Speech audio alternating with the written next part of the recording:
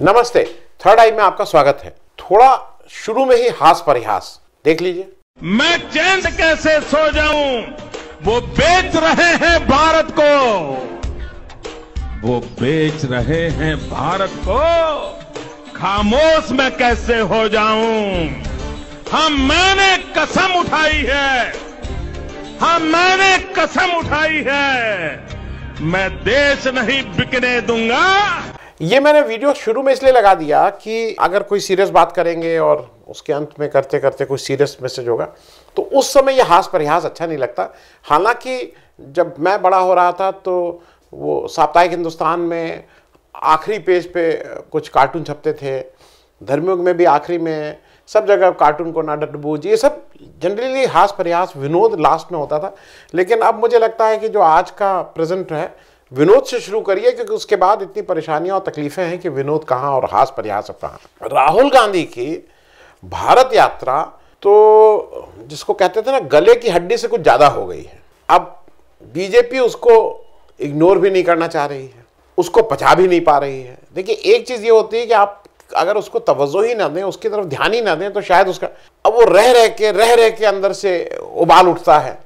उबाल ये उठता है कि कैसे इसको किसी तरह से कुछ ऐसा हो जाए, कोई चमत्कार हो जाए कि ये यात्रा बंद हो जाए, कोई चमत्कार ये हो जाए कि राहुल गांधी इस पे चलना बंद कर दे। संबित पात्रा जी कल एक ट्वीट करते हैं। अब संबित पात्रा जी कितने क्वालिफाइड, कितने अच्छी भाषा बोलने वाले, कितनी प्रेम भरी भाषा, ये तो पूरा देश जानता है। उन्होंने कल एक, राहुल गांधी जब चल रहे हैं तो रास्ते पर किसी बच्चे को छू रहे हैं, किसी बच्चे को पकड़ रहे हैं, किसी मतलब समाज के विभिन्न वर्ग के लोगों के साथ कहीं चाय की दुकान में घुस के चाय पी ले रहे हैं, इत्यादि इत्यादि। और ये उन्होंने यात्रा शुरू होने के बाद और लगातार वो कह रहे हैं कि मेरे ऊपर शुरू में प्रपोजल ये था कि हम लोग कार से चलेंगे, या ये रथ यात्रा, सबके दिमाग में तो रथ यात्रा है ना, कि रथ यात्रा से आडवाणी जी कहाँ से सोमनाथ से अयोध्या की रथ यात्रा कर दिए, तो रथ यात्रा इज द मॉडल। उन्होंने कहा मुझे ऐसा लगा कि अगर आम आदमी से जुड़ना है, आम आदमी से चलना है, तो शायद जमीन मतलब पैदल ही चलना है, इसका के अलावा और कोई दूसरा ऑल्टरनेटिव नहीं हो सकता है। और कांग्रेस का फायदा होगा नहीं होगा, इलेक्शन में उनको 50 की 5 सीटें रह जाएंगी कि 50 की 500 सीटें हो जाएंगी, ये तो आने वाला भविष्य बताएगा। लेकिन किसी भी स्वस्थ राजनीति के लिए, किसी भी देश के लिए, किसी भी लोकतंत्र के लिए इससे फायदा ही होगा, नुकसान कुछ नहीं होगा। सीटों का गणित अलग है, सीटों का गणित तो भाई हमारे यहाँ एक उसके बहुत बड़े मास्टर बैठे हुए हैं, वो अपना सीट वोट ये सब करते रहेंगे। संबित पात्रा ने, राहुल गांधी जब चल रहे थे तो एक लड़की या महिला जो भी आए वो बुर्का पहन के आई थी, राहुल गांधी के साथ उन्होंने फोटो भी खिंचवाई और फिर वो चली भी। संबित पात्रा तुरंत, ये देखिए बुर्का पहन के चल रही है, ये अपीजमेंट की पॉलिसी। अब जैसे ही उन्होंने ये कहा उनके, अच्छा इधर क्या हो गया है कि कांग्रेस का जो सोशल मीडिया सेल है वो थोड़ा एग्रेसिव हो गया है, वो पैसिव नहीं है जैसे पहले होता था ना। पहले वो कुछ कहो चले जाते थे, लेकिन आजकल वो रिएक्ट करते हैं। फिर सब लोग टूट पड़े संबित पात्रा के ऊपर। अब संबित पात्रा को शायद अच्छा लगता है, जैसे कुछ लोग होते हैं जिनको अच्छा लगता है कि वो बदनाम भी हो तब भी उनका नाम बना रहे, जिससे ऊपर वाले जो भी मालिक लोग हैं उनको ये लगता रहे कि नहीं काम ये कुछ कर रहा है। क्योंकि इसके साथ साथ मैं एक सिर्फ जो इन्होंने कहा, जरा अमित शाह साहब की भी भाषा देख लीजिएगा, क्योंकि भाषा की बात हो रही, कितनी अच्छी भाषा प्रयोग करते हैं। एक वानगी है वो देख के फिर आगे बढ़ेंगे। तो मित्रों, बटन दबाओ तब इतने गुस्से के साथ दबाना कि बटन यहाँ बाबतपुर में दबे, करंट शाहीन बाग के अंदर लगे। दबाएंगे पक्का। मैं लेकिन एक चीज जो इन्होंने कहा है ना, मैं उस बेसिक बात को अवॉइड नहीं करना चाहूंगा। उस बेसिक बात पे मैं आपसे चाहूंगा कि आप भी कभी सोचिएगा। देश में हैं, हर एक के अपने विचार हैं, जो भक्त लोग हैं उनके अपने विचार हैं, एक धर्म विशेष के लोगों का क्या है। लेकिन रूलिंग पार्टी का 303 की मेंबरशिप, लोकसभा में 0 संसद सदस्य बीजेपी में मुस्लिम समुदाय से आता है, राज्यसभा में 0 मेंबर ऑफ पार्लियामेंट मुस्लिम समुदाय से है, यूनियन कैबिनेट में 0 रिप्रेजेंटेशन मुस्लिम समुदाय का है, उत्तर प्रदेश चुनाव में 0 टिकट मुस्लिम समुदाय को दिया जाता है, गुजरात चुनाव में बहुत सालों से 10-20 साल से 0 टिकट मुस्लिम समाज को दिया जाता है। और जब इस तरह की स्थिति हो तब शायद मुझे ऐसा लगता है कि उनके साथ खड़ा होना पड़ता है। मैं आज इसलिए खड़ा हूं, इसको कोई अपीजमेंट बोले कि आप जिस तरह से उनको टारगेट कर रहे हैं उसके सामने मुझे लगता है कि जो भी इस देश से प्यार करता है, जो भी इस देश की संस्कार से प्यार करता है, जो इस देश की एक कॉमन लीगेसी से प्यार करता है, उसको खड़ा होना पड़ेगा, भले ही संबित पात्रा उसको अपीजमेंट बोले। तो ये तो रही अपीजमेंट की बात। राहुल गांधी बहुत बेसिक बातों पे चल रहे हैं। जो राहुल गांधी पूरी बात कर रहे हैं ना इस यात्रा में, वो बहुत बेसिक चीजें कर रहे हैं। कि उन्होंने फिर एक बेसिक बात कही, उन्होंने कहा जो नेता नफरत, गुस्सा, विध्वंस की बात करता है, इतिहास ना उसको इज्जत देता है और ना याद करता है। और इसके तमाम उदाहरण देने की जरूरत नहीं है, लोग समझते हैं। और किसके रेफरेंस में कह रहे हैं ये भी लोग समझते हैं।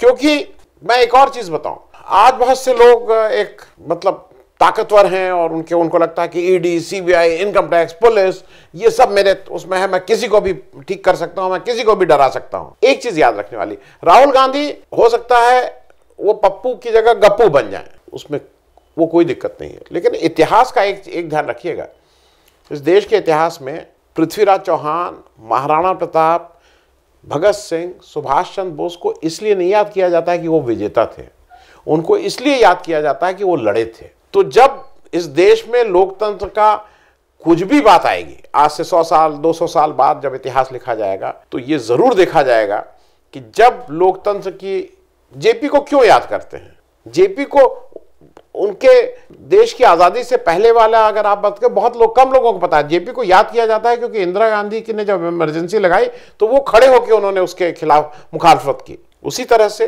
आज ऐसे बहुत से लोग हैं जिनको लगता है कि लोकतंत्र खतरे में है। उस समय अगर राहुल गांधी अपनी बात खड़े होकर कह रहे हैं और इस तरह से चल रहे हैं, तो इतिहास किसको याद रखेगा, इसको कोई बहुत बताने की जरूरत नहीं है। क्योंकि राहुल गांधी ने एक चीज और भी कही, उन्होंने कहा आज जो लोग नेतृत्व कर रहे हैं वो नफरत और गुस्सा फैला रहे हैं। और ये हमको और आपको सबको लगता है कि वहां जो भाषा होती है वो नफरत की भाषा होती है। वो सारी चीजों को कर लीजिए, मैं बार बार कल परसों से कह रहा हूं, मैंने अपने शोज में पूछा लोगों से, वो कबूतर छोड़ते थे, हम चीता छोड़ते हैं। कबूतर किसका प्रतीक है और चीता किसका प्रतीक है ये हम और आप जान लें। वो जय श्री राम बोलते हैं, हम लोग सियावर रामचंद्र की जय बोलते हैं। कौन किसका प्रतीक है ये बताने की जरूरत नहीं है। और ये उन्होंने ठीक कहा, मतलब राहुल गांधी जब कह रहे हैं कि जो करंट नेतृत्व है ना वो नफरत और गुस्सा ही नहीं, उसकी बातचीत में एरोगेंस है, जो लहजा है वो एरोगेंस का है। आप किसी नेता को देख लीजिए, शीर्ष नेतृत्व को, निर्मला सीतारमण जी कितनी एरोगेंस, संबित पात्रा को तो छोड़ ही दीजिए, अमित शाह साहब कितनी एरोगेंस, मतलब बोलते हैं तो लगता है मालूम नहीं क्या है भाई। अब आज की तारीख में ये फैक्ट है कि बीजेपी परेशान है। कुछ लोगों का ये मानना है और एक बड़े समुदाय का ये मानना है कि जब यात्रा आगे बढ़ेगी और बीजेपी रूल्ड स्टेट्स में पहुंचेगी तो यात्रा को तंग किया जा सकता है, बाधा पहुंचाई जा सकती है। मैंने एक छोटा सा चार्ट बनाया है आपके रेफरेंस के लिए, और उस चार्ट में मैंने जो 12 स्टेट जहां जहां से यात्रा चल रही है उसको स्टेट लिखा है, फिर वहां किसकी सरकार है ये लिखा है, और उस सरकार का इस यात्रा के प्रति क्या रवैया है वो लिखा है। तो सबसे पहले तमिलनाडु से तो हो गया है डीएमके फ्रेंडली। केरल में मैंने लेफ्ट फ्रंट की सरकार है, ऑपोजिशन की सरकार है, जो उसका टेम्परामेंट है वो ऑपोजिशन वाला है। ठीक है, कांग्रेस उनकी मेन ऑपोजिशन पार्टी है, वहां उसको कांग्रेस के अगेंस्ट इलेक्शन लड़ना होता है, इसमें कोई दो राय नहीं, लेकिन वो ऑपोजिशन जैसे गेम खेल रहे हैं। कर्नाटका एनडीए होस्टाइल, दुश्मन आ रहा है, मतलब ये दुश्मन है, ये राष्ट्रद्रोही लोग हैं, मतलब ये जो होता है, जो नैरेटिव जो बीजेपी करती है। तो कर्नाटक में ये एनडीए की सरकार होस्टाइल है, लेकिन एक चीज याद रखिएगा, कर्नाटक में इनकी सरकार ने ये तोड़ फोड़ करके इन्होंने बनाई है। तो ऐसा नहीं है कि ग्राउंड पे कांग्रेस या जेडीएस या ऑपोजिशन जीरो हो, ऑपोजिशन की एक वहां जमीन है। तो इसलिए मुझे नहीं लगता है कि कर्नाटक में कोई बहुत दिक्कत होगी। तेलंगाना टीआरएस ऑपोजिशन की सरकार, कांग्रेस का मुख्य विरोधी दल, वहां जो उनका जो विधानसभा का इलेक्शन होता है, लड़ाई वो मुख्य रूप से कांग्रेस से है, लेकिन दुश्मन नहीं आ रहा है। कांग्रेस आ रहा है, कंपटीशन हो सकता है, लेकिन दुश्मन नहीं आ रहा है। महाराष्ट्र एनडीए की सरकार बिल्कुल होस्टाइल, मतलब जो नारे लग सकते हैं जो हो जाए, लेकिन यह भी याद रखना होगा कि वहां पे भी ये तोड़ फोड़ वाली सरकार है, अपना मैंडेट वाली सरकार नहीं है। तो इसलिए मतलब कोई इतना आसान नहीं होगा इस यात्रा को तंग करना या रोकना। मध्य प्रदेश एनडीए की सरकार होस्टाइल, फिर यहां पे ओरिजिनल मैंडेट नहीं, को तोड़फोड़ करके बनाई गई सरकार। तो इसलिए ग्राउंड पे ऐसा नहीं है कि कांग्रेस बिल्कुल साफ है। कांग्रेस की जमीन है मध्य प्रदेश में। राजस्थान कांग्रेस की सरकार फ्रेंडली, इसलिए इसके बारे में कुछ कहने की जरूरत नहीं। उत्तर प्रदेश बीजेपी की सरकार होस्टाइल, अपना मैंडेट पे अकेले, पूरे रूट में अकेली एक स्टेट जहां पे बीजेपी ने अपने दम पे इलेक्शन जीत के अपने दम पे सरकार बनाई है, ओरिजिनल मैंडेट के हिसाब से, होस्टाइल। लेकिन शायद यहां 2-3 दिन रहेगी, देखने वाली बात होगी कि यहां पे उनको कैसे रोका जाता है या क्या किया जाता है, अभी तो मालूम नहीं। अब दिल्ली थोड़ा कॉम्प्लिकेटेड है। कॉम्प्लिकेटेड इसलिए है कि सरकार आम आदमी पार्टी की है, मैंने उसको ऑपोजिशन दे रखा है। आम आदमी पार्टी इस तरह की कार्रवाई नहीं करेगी कि ये कोई दुश्मन की सरकार आ रही है। लेकिन दिल्ली में 2 चीजों का खतरा लगता है, जो मुझे लगता है। पहला, दिल्ली पुलिस पूरी तरह से यूनियन सरकार के, उसका आम आदमी पार्टी से नहीं है, और वो मिनिस्ट्री ऑफ होम के अंदर है। मिनिस्ट्री ऑफ, हमारे जो गृह मंत्रालय में जो लोग चला रहे हैं गृह मंत्रालय, उनके बारे में सबको पता है।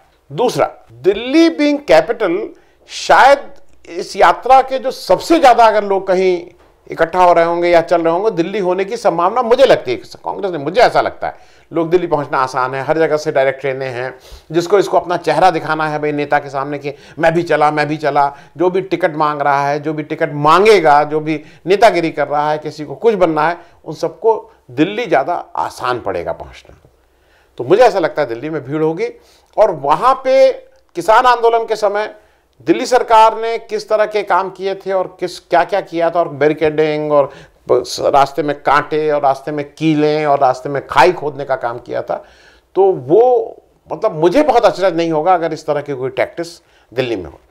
हरियाणा एनडीए की सरकार, होस्टाइल, और मतलब अगर दिल्ली के बाद कहीं और कोई दिक्कत हो सकती है तो हरियाणा में हो सकती है। पंजाब आम आदमी पार्टी की सरकार, ऑपोजिशन की सरकार है, आप आए हम गए, वो हुआ नहीं हुआ, वो एक देखने वाली बात होगी। Jammu Kashmir president rule, union government, ministry of home का दबदबा, यहां फिर देखने वाला होगा। क्योंकि अगर यहां ये यात्रा को अच्छे से होती है तो कहीं ना कहीं गुलाम नबी आज़ाद, जो एक समय कांग्रेस के बहुत पुराने साथी थे, उनको भी सेटिस्फैक्शन तो इसी में होगा कि यात्रा में कुछ गड़बड़ी जम्मू कश्मीर में जरूर हो जाए। मैं ये बात आपसे इसलिए शेयर कर रहा हूं क्योंकि ये आपको समझना होगा कि कहां क्या हो रहा है। बीजेपी की बौखलाहट दो तरह से परिलक्षित हो रही है।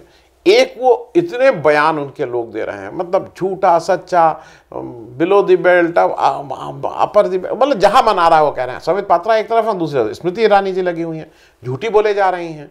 तो उनको, अच्छा, उसके बाद इन लोगों को झूठ बोलने के बाद शर्म भी नहीं आती है। बिल्कुल सफेद चेहरा होकर के तमतमा के गुस्से के साथ झूठ बोलना, और उसके बाद धीरे से गायब हो जाना। जब झूठ पकड़ा जाए तो धीरे से गायब हो जाना, फिर आके ना कुछ कहना ना कोई माफी मांगना। दूसरा, ये इवेंट्स की बाढ़ लगा दी है। इवेंट्स की बाढ़ में अभी जैसे अब लेटेस्ट चीता था, मैंने सोचा था कि चीता का हास परिहास के साथ खत्म ना करूं, लेकिन मुझे एक अच्छा वीडियो कहीं मिल गया है जिसमें कंपैरिजन किया। मेरा ये काम नहीं, मुझे आजकल खूब इस तरह के आपको आराम से मिल जाएंगे।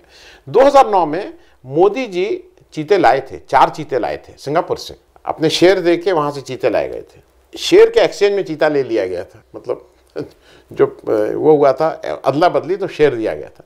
वो जरा सा देख लीजिएगा। इसी के साथ मैं समाप्त कर रहा हूं, क्योंकि 2009 में भी कहा गया कि 1947 में खत्म हो गया, हम पहली बार लाए।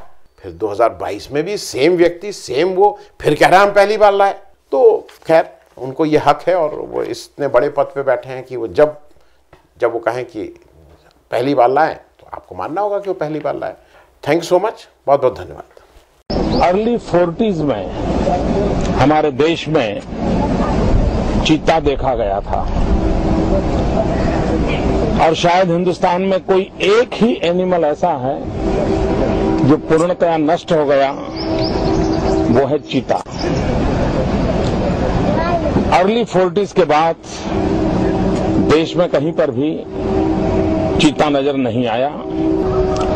ये जो 4 चीता है, 2 मेल 2 फीमेल, ये सिंगापुर से हम लाए हैं, लायन के एक्सचेंज में लाए हैं, और कोशिश ये है कि ब्रीडिंग में हमें सफलता मिले।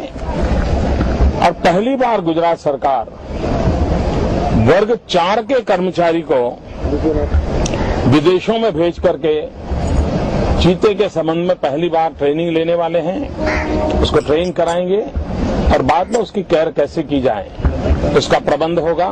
मित्र, चीता दोनों आपके सामने है, काफी नया नजराना है और अब आप इसको सर चीता के लिए कोई खास प्रोजेक्ट दे सकते हैं आप? 1947 में जब देश में केवल आखिरी 3 चीते बचे थे तो उनका भी साल के जंगलों में निष्ठुरता व गैर जिम्मेदारी से शिकार कर लिया गया। ये दुर्भाग्य रहा कि हमने 1952 में चीतों को देश से विलुप्त तो घोषित कर दिया, लेकिन उनके पुनर्वास के लिए दशकों तक कोई सार्थक प्रयास नहीं हुआ। आज आजादी के अमृतकाल में अब देश नई ऊर्जा के साथ चीतों के पुनर्वास के लिए जुट गया है।